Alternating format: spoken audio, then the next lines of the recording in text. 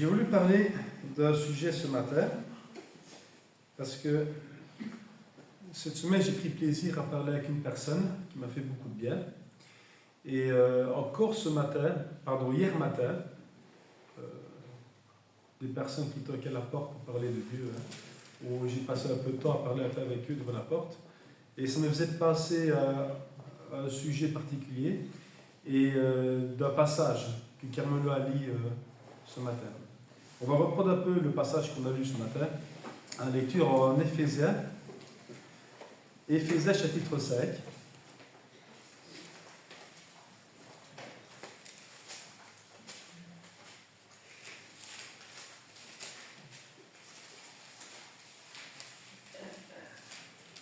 Éphésiens chapitre 5. Le verset premier commence par « Devenez donc les imitateurs de Dieu comme les enfants bien-aimés ». Et c'est alors que l'impudicité, verset 3, qu'aucune espèce d'impureté, de cupidité, pas même nommé parmi vous, ainsi qu'il convient dans l'essai, qu'on n'entende pas de paroles déshonnêtes, ainsi de suite. Et il récite alors quelques actions, quelques fruits qu'on apprend encore ce matin, qui reflètent des natures de personnes qui n'appartiennent pas à Dieu. Comme nous étions avant.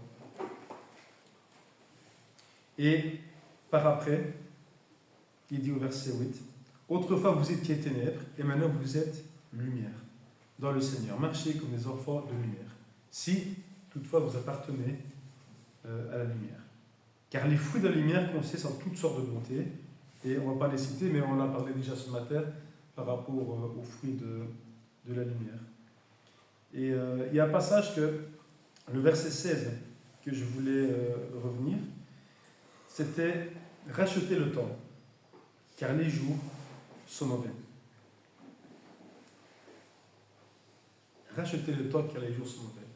Comme si on avait l'opportunité, comme si on devait s'imaginer prendre le temps qu'il faut pour racheter le temps. De la façon où on s'est tellement mal conduit, peut-être c'est une façon de le comprendre, on s'est tellement mal conduit de notre ancienne nature, qu'on n'appartenait pas encore au Christ, à la lumière, qu'on n'était pas encore dans la lumière, autant que maintenant que vous êtes dans la lumière, rachetez le temps du moment en tout cas que c'est possible. De toute espèce de façon que cela puisse être, essayez de racheter le temps. Au verset 14, il dit aussi, c'est pour cela qu'il est dit, réveille-toi, toi qui dors, relève-toi d'entre les morts et Christ t'éclairera. Encore une fois, si vous appartenez et si vous êtes de la lumière. Pourquoi ? Parce que des fois, on peut avoir un moment on se dit appartenir à la lumière, mais des fois, nos œuvres ne montrent pas que nous appartenons à la lumière. Comme est écrit autre part, la lumière doit briller dans les ténèbres. On a même un chant qui parle de ça. Et comment est-ce que vous pouvez nous reconnaître si la lumière ne brille pas dans les ténèbres ? C'est une façon de ressortir et de remarquer quelqu'un. Ce n'est pas les actions, les paroles de tous les jours, c'est une façon de reconnaître que quelqu'un n'appartient pas forcément toujours à ceux du monde. Il n'y a rien de mal à être dans le monde parce que quand Jésus dit en Jean 17, je ne te prie pas pour les ôter du monde, mais pour les préserver du monde. C'est-à-dire qu'il y aura des difficultés, il y aura des bâtons dans les roues, dans tout ce qu'on voudra entreprendre, mais le Seigneur ne nous demande pas de nous ôter du monde, mais de nous préserver du monde. C'est la prière que Dieu dit en Jean 17, avant d'être arrêté par les soldats romains. Il pense déjà à ceux qui croiront à lui et à son Père par sa parole.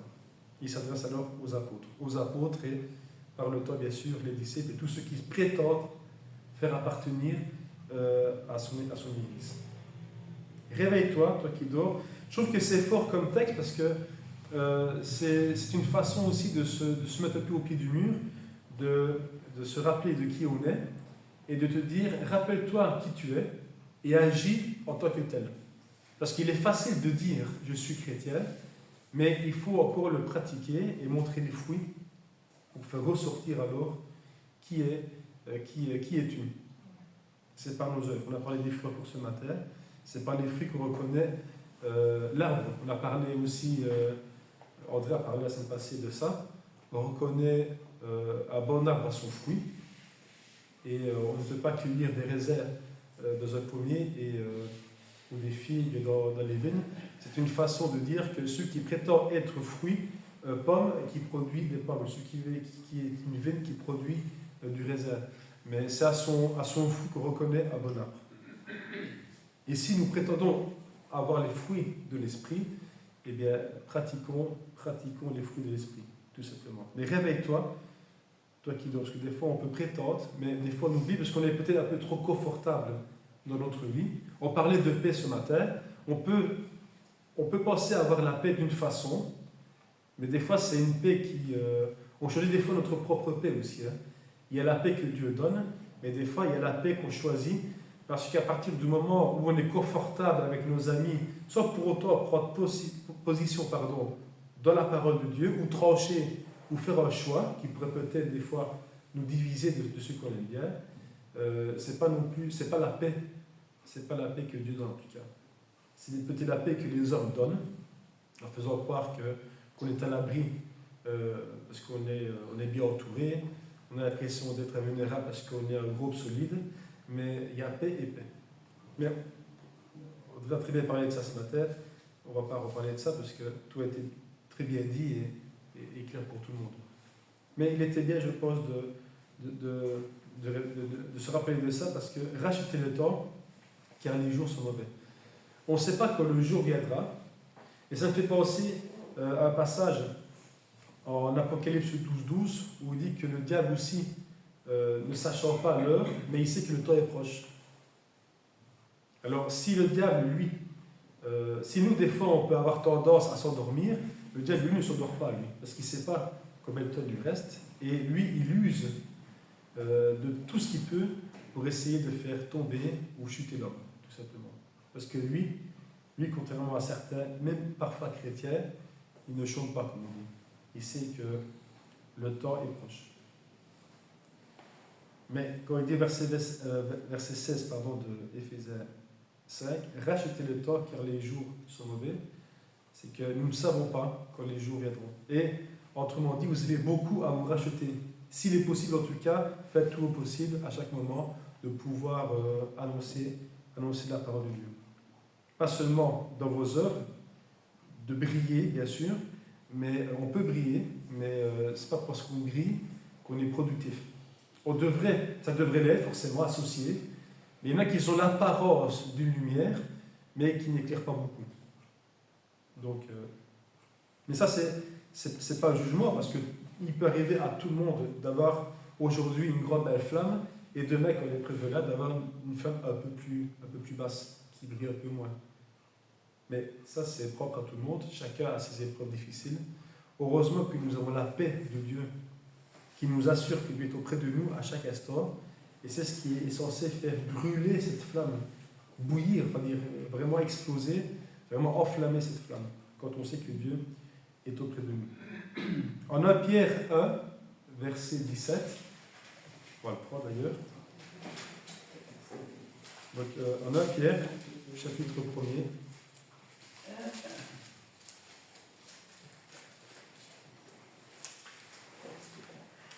Pierre 1, chapitre 17, il dit, verset 16, verset 15.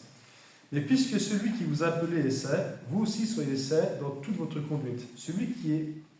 Selon qui est écrit, vous serez saints, car je suis saint.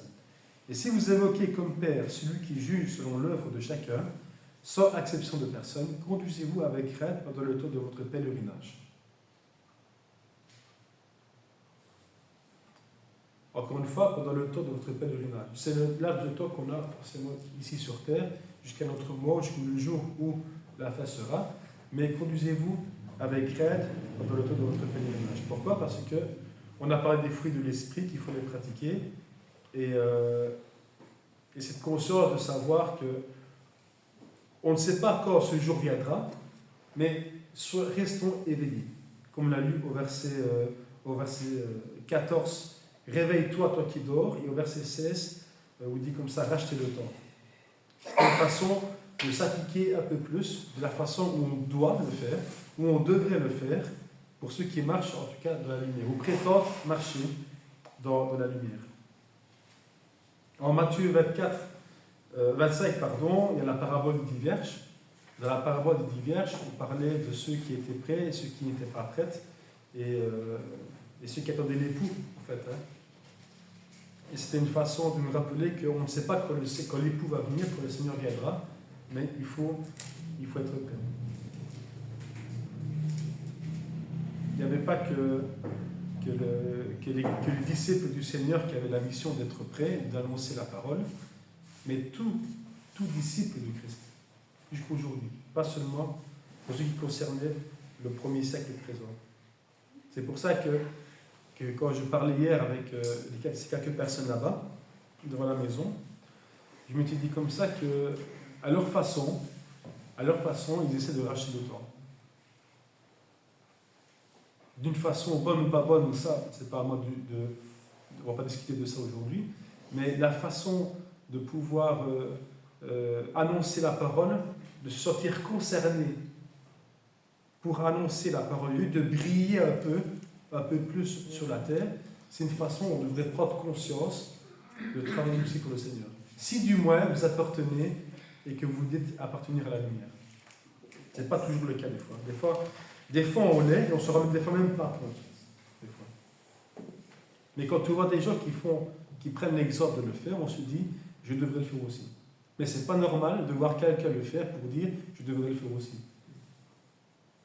Ça peut éveiller, on peut avoir un coup de fatigue, ça arrive à tout le monde, c'est pas ça, mais il ne faudrait pas que ce soit à chaque fois prendre l'opportunité de dire je vais le faire parce que j'ai vu quelqu'un le faire. Celui qui se sent, comment on appelle ça ce mot-là, je cherche le mot, celui qui se sent concerné par les affaires de Dieu et de son Fils Jésus-Christ devrait s'appliquer. On a parlé il n'y a pas longtemps avec André dans son étude où il a pris 3 exemples. Il y avait le laboureur, il y avait ceux qui faisaient la course et il y avait le soldat. Et dans ce passage-là, il dit il n'y a pas de soldat qui s'embarrasse des affaires de son maître, s'il veut lui plaire. Et aujourd'hui, on ne peut pas prétendre dire qu'on s'embarrasse pour les affaires de Dieu si on ne s'applique pas nous-mêmes un peu à notre façon. On n'est pas comme les apôtres ont été il y a plus de 2000 ans, mais chacun de nous a un don et personne n'a d'excuse. Alors c'est vrai que chacun à son niveau, chacun. Dans la parabole des talents, qui parle des dons, il prend l'exemple qu'un il a donné 5, un a donné 2, et un autre il a donné un seul talent. Et à la fin, on voit que le premier a produit, il a rendu talent pour talent, le deuxième aussi, le premier, de peur de perdre son talent, il l'a enterré, et de peur de le perdre. Au premier moment, on aurait pu croire qu'il a fait quelque chose de bien, parce que de peur de le perdre, au moins il a été caché pour être sûr de lui rendre au moins. Mais le maître était quand même fâché, et il lui dit alors, tu aurais pu au moins le mettre à la banque, au moins j'en aurais tiré au moins un profit, un intérêt. Et on aurait pu croire que le maître est méchant. Mais quand on regarde bien, au début de la parabole, il dit que le maître a donné selon la capacité de chacun. Donc, le maître savait que donnant un talent, il allait revenir un talent. 5 et 2. C'est ce qu'on peut comprendre. C'est-à-dire comme ça que celui qui prétend avoir un talent, ou celui qui prétend ne pas avoir de talent, mais ce n'est pas le cas, n'a pas d'excuse pour produire du fruit. Encore une fois, s'il prétend appartenir à la lumière, à Christ. En 2 Corinthiens aussi, Paul nous dit quelque chose qui est censé être pour nous, en tout cas, une source d'encouragement. 2 Corinthiens, chapitre 5, versets 14 et 15.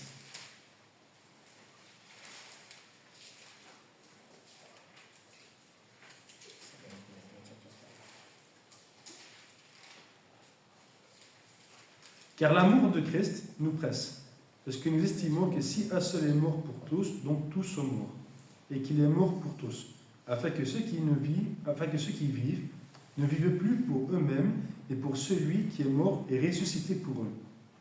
Ainsi, dès maintenant, nous ne connaissons personne selon la chair, et si nous avons connu Christ selon la chair, maintenant, nous ne connaissons plus de cette manière. Si quelqu'un est en Christ, il est une nouvelle créature. Les choses anciennes sont passées.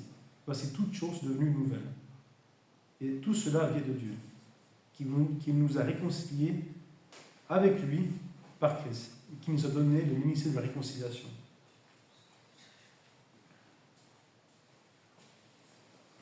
Afin que, verset 15, afin que ceux qui ne vivent plus pour eux-mêmes, mais pour celui qui est mort et ressuscité pour eux. Je ne sais pas si on s'imagine la puissance que peut avoir ces paroles là-bas, quand on se sent concerné par ce qu'il dit de nous. Car l'amour de Christ nous presse parce que nous estimons que si un seul, donc le Seigneur, est mort pour tous, donc nous tous, sommes morts. Et qu'il est mort pour nous afin que ceux qui ne vivent plus pour eux-mêmes, mais pour celui qui est mort et ressuscité pour eux. Je pense que si quelqu'un ne se sent pas concerné après avoir lu ce passage-là, il y a beaucoup d'autres bien sûr, ça peut aussi, quelque part, je me sens redevable, quelque part. Si quelqu'un est mort pour moi, à moi maintenant, je ne vis plus pour moi-même, mais pour celui qui m'a donné la grâce. Quelqu'un qui fait grâce à quelqu'un, il y a un moment donné, oui, je pense qu'il fera tout ce qu'il est possible pour lui, de le remercier de toutes les façons possibles. Parce que la grâce ne lui appartient pas de l'avoir de lui-même, mais c'est quelqu'un qui fait grâce. Un don gratuit de Dieu, la vie éternelle, en Jésus-Christ.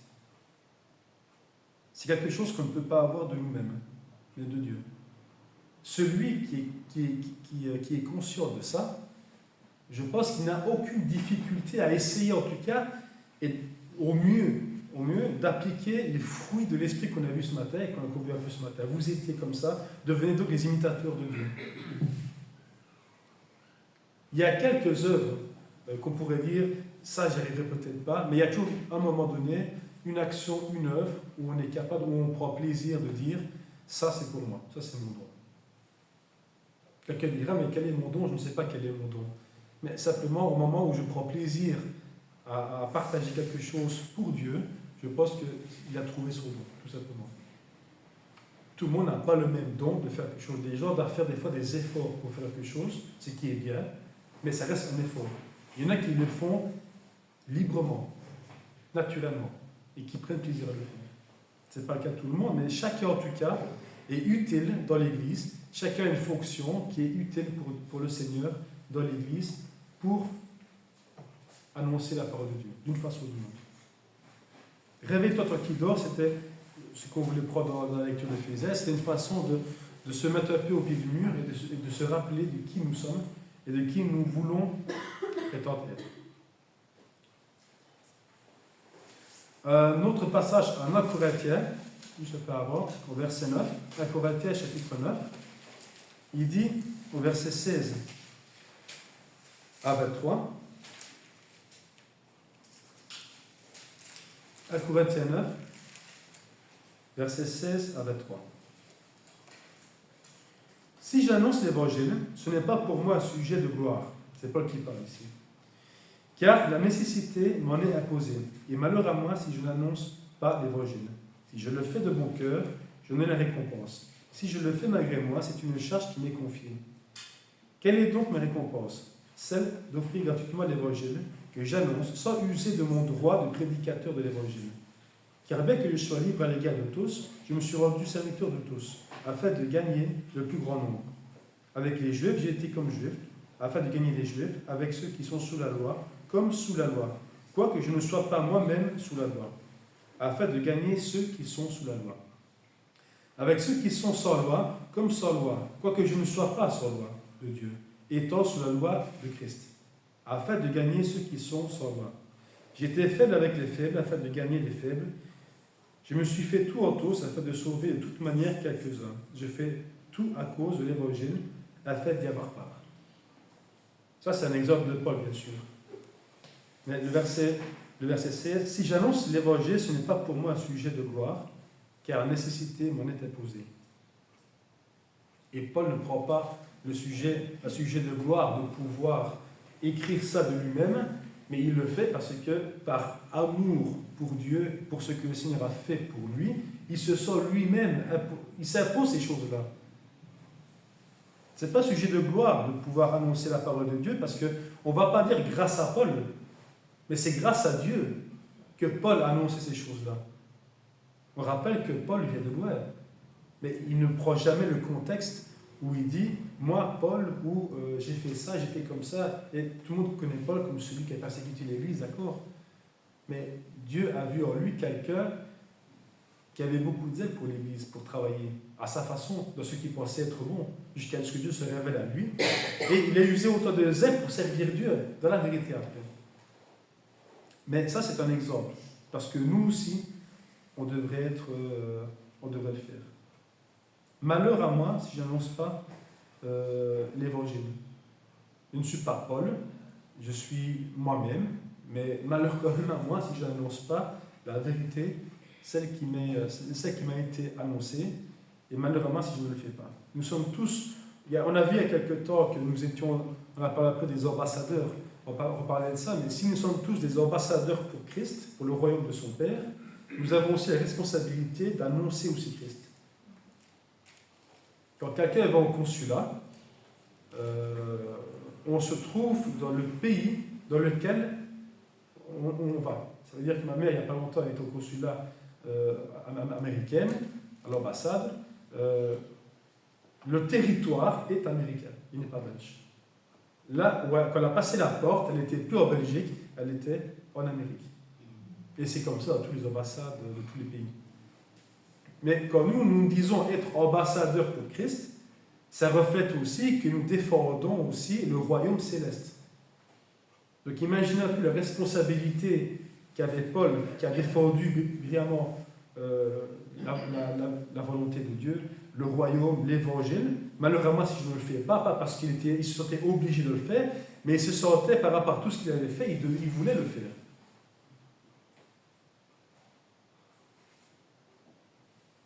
Si je le fais de bon cœur, j'en ai la récompense. Mais si je le fais malgré moi, c'est une charge qui m'est confiée. Dans les deux cas, qu'il le fasse de bon cœur ou qu'il ne le fasse pas, il le fait pour le Seigneur. On devrait se sentir concerné par ça. Et des fois, le verset qu'on dit comme ça en Éphésiens 5 devrait nous rappeler, devrait nous réveiller et dire « Prenez conscience que vous n'êtes pas des simples chrétiens, vous êtes des enfants de Dieu. Et un enfant de Dieu doit se comporter comme un enfant de Dieu, tout simplement. Même si des fois, on a difficile à se comporter comme ceux qui prétendent appartenir à Dieu, mais quoi qu'il arrive, aujourd'hui, prenez conscience que mettez ça dans la prière, renforcez-vous, encouragez-vous mutuellement, et toutes choses peuvent être rendues possibles. Mais appliquez-vous à vous sentir concerné. Celui qui ne se sent pas concerné va lire ces paroles là-bas et va se dire quelqu'un les fera à ma place. Ou alors, quand je me sentirai capable de le faire, je le ferai. Mais personne ne se sent capable de le faire au point de se dire je vais le faire. On essaye. C'est comme celui qui dit quand je serai prêt à avoir des enfants, j'aurai des enfants à ce moment-là. Mais personne n'est prêt à avoir des enfants tant qu'il n'a pas d'enfants. Et c'est un exemple qu'on connaît tous. Mais ça veut dire comme ça qu'il n'y a pas de moment dans la vie d'un chrétien où il se dit j'irai même à l'église quand je serai mieux. Mais on va à l'église pour se sentir mieux. Si on va à l'église quand on se sent déjà mieux, il y a quelque chose qu'on n'a pas compris. On vient à l'église pour se rapprocher de Dieu. On ne va pas à l'église quand on pense être près de Dieu. Dieu est partout de toute façon. Hein. Le bâtiment n'est pas l'endroit où Dieu règne plus qu'autre part, mais c'est là où on se réunit. Et on profite les uns des autres, on se fortifie, on s'encourage. On a besoin de ça. Parce que dans toutes les épreuves qui passent tous les jours, des fois c'est facile, des fois c'est compliqué. Mais des fois, c'est pour ça que ce mot-là, cette semaine-ci m'a fait penser à ça, parce qu'il dit prenez conscience que vous n'êtes pas là pour rien, en tout cas. Il y a beaucoup qui pensent être sur terre pour rien, ils vivent leur vie, puis après ils attendent le jour où la mort viendra les chercher. Mais il y en a qui savent qu'ils sont sur terre pour un but bien précis, tout simplement, et pour une mission. Certains disent moi je profite du temps qu'il y a, certains disent je vais profiter du temps que j'ai pour mettre ça en avant. Chacun défend un peu ses intérêts, on va dire. Mais Paul, qui est un exemple parmi tant d'autres, parce que Paul n'est pas le plus grand exemple, c'est simplement un homme qui a essayé d'appliquer ça à la lettre. Mais on devrait tous prendre exemple sur ce que les écrits, en tout cas, sont une source d'encouragement pour beaucoup de nous. Réveillons-nous et que nous puissions nous appliquer. Merci.